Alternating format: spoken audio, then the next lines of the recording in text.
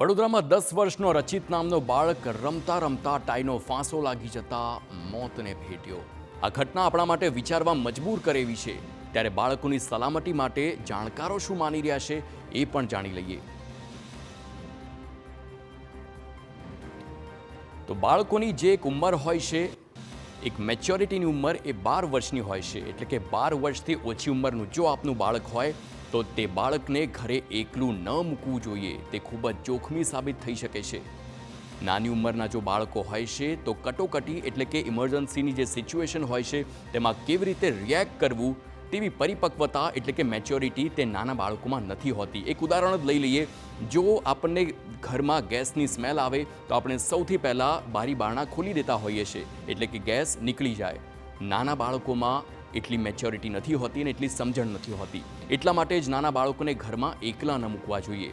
પરંતુ જેમ જેમ બાળકની ઉંમરની સાથે તેની બુદ્ધિ પણ વધે છે તો ઘરની જે જોખમી મુદ્દાઓ હોય છે તેના વિશે તેને જાણકારી આપવી જોઈએ, તેને સમજણ આપવી જોઈએ કે જો ઘરમાં આવી સિચ્યુએશન સર્જાય છે તો આવું આપણે કરી શકીએ છીએ જેથી આપણો જીવ બચી જાય। પોતાની આસપાસ જ બાળક રહે તેવી તકેદારી રાખવી જોઈએ।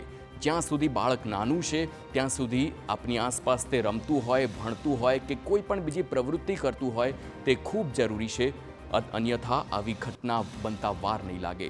દૂરથી પણ બાળક પર નજર રાખો અને બાળકને રમવા દો આપની નજર સામે, એ પણ એટલું જ જરૂરી છે। રમતા રમતા પણ કોઈ વખત મોટી ઈજાઓ થતી હોય છે અને એ ઈજાઓમાં કદાચ જો મોડું થઈ ગયું તો આપનું બાળક હતું ન હતું થઈ શકે છે। એટલા માટે જ આ તમામ તકેદારી રાખવી એટલા માટે જ જરૂરી છે। તમે જ્યારે ઘરની બહાર જાઓ ત્યારે તેમના માટે કેટલાક નિયમો પણ બનાવવા જોઈએ અને હવે એ નિયમો પર નજર કરીશું કે જો આપ ઘરની બહાર જાઓ છો તો કયા નિયમનું પાલન કરવું જોઈએ। જો આપ ઘરની બહાર જાઓ છો તો તેમની એકલતામાં કોઈ પણ મિત્રને આમંત્રિત ન કરવા જોઈએ। એમનેમ આવે છે તો વાંધો નહીં, પરંતુ એકલતામાં નહીં। બે નાના બાળકો ભેગા થઈને કોઈ મોટી ભૂલ કરી શકે છે તે હકીકત છે। ટીવી જોવાનો પણ એક નિશ્ચિત સમય હોય છે અને એ સમય મર્યાદા આપે જ નક્કી કરવી પડશે કે રોજનો અડધો કલાક, 1 કલાક પણ એ પણ આપની સામે જ આપની ગેરહાજરીમાં ટીવી પણ ચાલુ ન કરવું જોઈએ। ઇલેક્ટ્રિક શોકની પણ અનેક ઘટનાઓ બનતી હોય છે।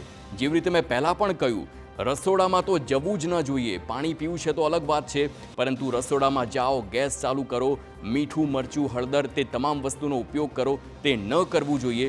તેનાથી આંખોને નુકસાન પહોંચી શકે છે। ચપ્પુ કાતરને અડ્યા તો વાગી શકે છે આપના બાળકને। એટલા માટે જ રસોડામાં જવા પર બાળક પર પહેલેથી જ મનાઈ ફરમાવો, એને સમજાવો કે અહીંયા અંદર નથી જવાનું જો હું નથી ઘરમાં તો। આ સાથે જ ઘણી વખત એવું પણ બને છે કે બાળક ઘરમાં એકલું હોય અને કેટલાક અજાણ્યા લોકો પણ આવતા હોય છે। જરૂરી નથી કે દર વખતે ખરાબ જ લોકો આવે, ક્યારેક પોસ્ટમેન પણ આવે, ક્યારેક કોઈ બીજું પણ આવતું હોય, પણ તકેદારીના ભાગરૂપે દરવાજો ખોલશો નહીં। જો બાળક ઘરમાં એકલું છે તેવું સ્પષ્ટપણે સમજાવવાનું અથવા તો એવું કહેવાનું કે બહારથી વ્યક્તિને કહો કે તે કોણ છે તેવી બૂમ મારે। જો વ્યક્તિ અજાણ્યું હોય તો નહીં જ ખોલવાનો દરવાજો, એ નક્કી કરીને રાખો। અજાણી વ્યક્તિનો ફોન આવે તો તેની સાથે પણ વાત નહીં કરવાની, તાત્કાલિક ફોનને મૂકી દેવો, કારણ કે આવી પણ અનેક ઘટના બને છે કે ફોન કરવામાં આવે ને ત્યારબાદ બાળક કિડનેપ પણ થઈ શકે છે।